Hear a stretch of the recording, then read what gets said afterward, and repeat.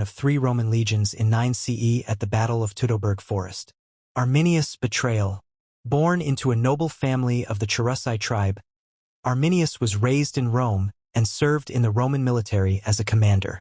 However, he turned against Rome and united several Germanic tribes to ambush the Roman forces led by Publius Quinctilius Varus. The ambush, using his knowledge of Roman military tactics and the terrain, Arminius lured the Roman legions into the narrow paths of Teutoburg Forest, where their formations were ineffective against the guerrilla tactics of the Germanic warriors. The Romans were massacred, and their eagle standards were captured, an act of unimaginable disgrace to Rome. The heroic legacy. Arminius became a symbol of Germanic resistance, and his victory was celebrated as a triumph of freedom over oppression. His legend grew in the centuries following the battle, particularly in the 19th century during the rise of German nationalism, where Arminius was hailed as the founder of German unity. The facts of the battle. While the legend of Arminius has been magnified over time, the facts of the battle underscore his military genius and the devastating nature of the Roman defeat. Roman losses. The loss of the 3 legions, approximately 20,000 soldiers, was one of the worst military disasters in Roman history.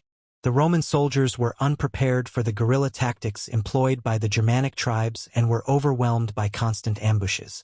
Roman aftermath. Following the defeat, the Roman Empire shifted its strategy and abandoned plans to conquer Germania, focusing instead on defending its borders along the Rhine. 2. The Roman retaliation. Germanicus campaigns. The legend of Germanicus. In the wake of the defeat at Teutoburg Forest, the Roman general Germanicus was sent by Emperor Tiberius to avenge the loss and restore Roman honor. The story of his campaigns is one of relentless pursuit and heroic leadership. The quest for vengeance. Germanicus led multiple expeditions into Germania, recovering 2 of the lost eagle standards and engaging in bloody battles against the Germanic tribes. He earned the admiration of his troops for his ability to inspire them, often leading from the front in battle. The heroic leadership. His efforts, however, were tempered by the realization that complete Roman conquest of Germania was not achievable. Despite his victories, Germanicus' campaigns were more about restoring Roman prestige than achieving final conquest. The facts of Germanicus' campaigns. While Germanicus' campaigns were effective in avenging Rome's losses and recovering the eagles, they ultimately failed to subdue Germania in the long term. Tactical victories. Germanicus' forces successfully defeated Arminius' forces at the Battle of the Weser River and other engagements. However, Arminius' ability to evade decisive defeat, along with his understanding of the terrain, meant that the Germanic tribes could continue to resist. Roman retreat. Germanicus was recalled to Rome in 17 CE, and Rome ultimately shifted its focus from conquest to defense along the Rhine. The empire built fortifications and established a defensive line, abandoning the idea of further expansion into Germania. 3. The Marcomannic Wars, bloodshed and legacy. The legend of Marcus Aurelius. The Marcomannic Wars, 166 to 180 CE, saw the Roman Empire besieged by waves of Germanic invasions. Emperor Marcus Aurelius, known for his philosophical writings and leadership, became a legendary figure in the defense of the empire. The philosopher king. Marcus Aurelius is often remembered as a philosopher king who wrote meditations while leading his troops against the Germanic invaders. His Stoic philosophy guided him through the immense hardships of the wars. The heroic stand. Despite enduring harsh winters, sieges, and numerous battles, Marcus Aurelius remained steadfast in his defense of Rome's northern frontier. His leadership was seen as a beacon of Roman resolve during a time of great turmoil. The facts of the Marcomannic Wars. While the Marcomannic Wars were marked by heroic Roman resistance, they ultimately highlighted the growing pressures on the Roman Empire's northern frontier. Invasions and strain on resources.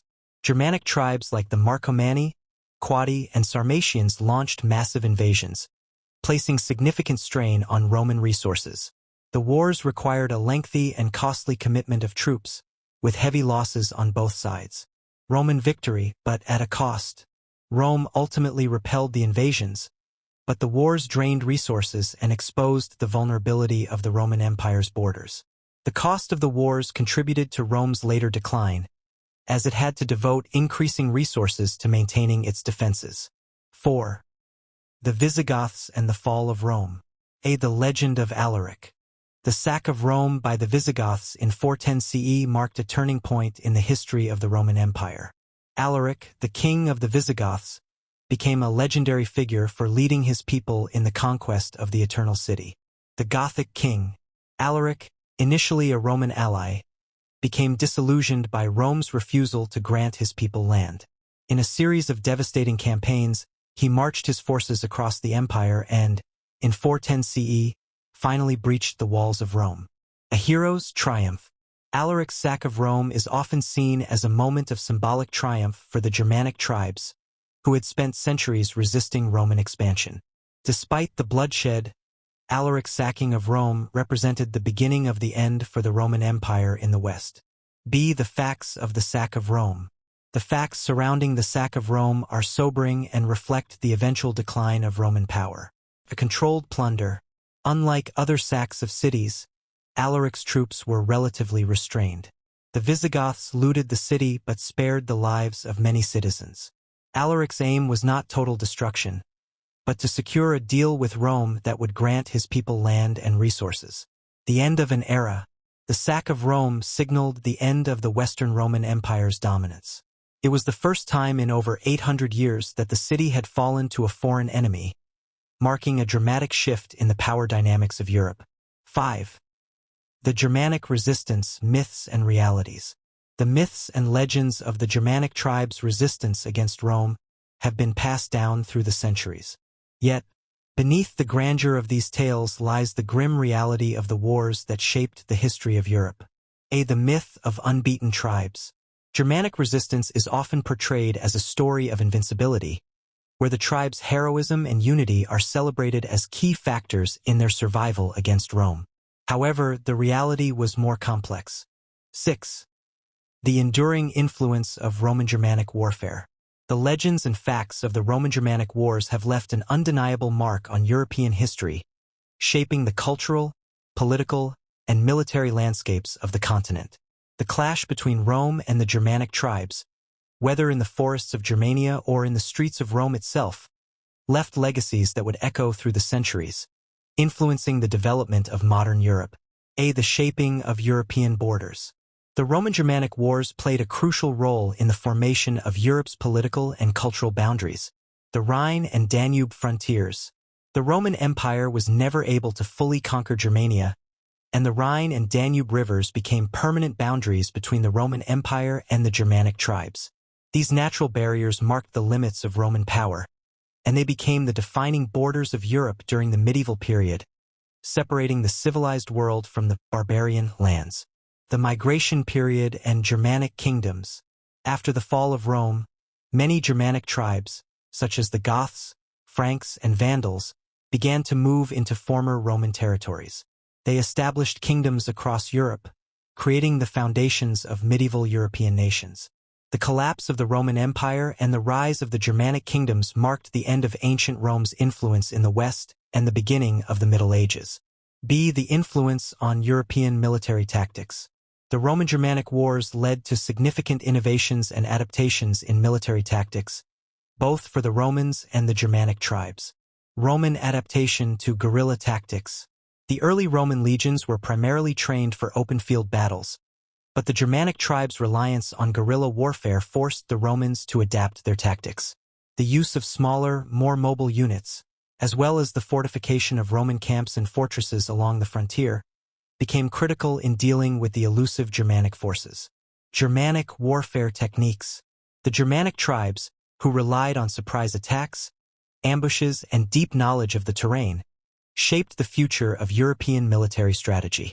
Their tactics influenced the development of more decentralized warfare, which would later be used by European armies in the medieval and early modern periods. See the symbolism of Roman defeat and Germanic victory. The legends of Roman defeat and Germanic victory have been powerful symbols throughout history, used to inspire political movements and national identity. Germanic nationalism. During the 19th century, particularly in Germany, the legends of Arminius and the defeat at Teutoburg Forest were revived as symbols of national unity and resistance against foreign domination. Arminius, or Hermann, was celebrated as a hero who stood against imperialism and for the freedom of his people.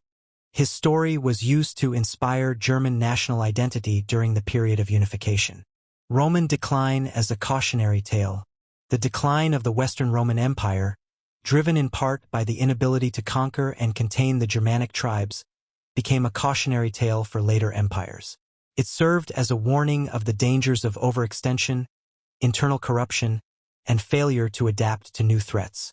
The fall of Rome has been referenced throughout history, particularly in relation to the rise and fall of later empires such as those of France, Spain, and Britain.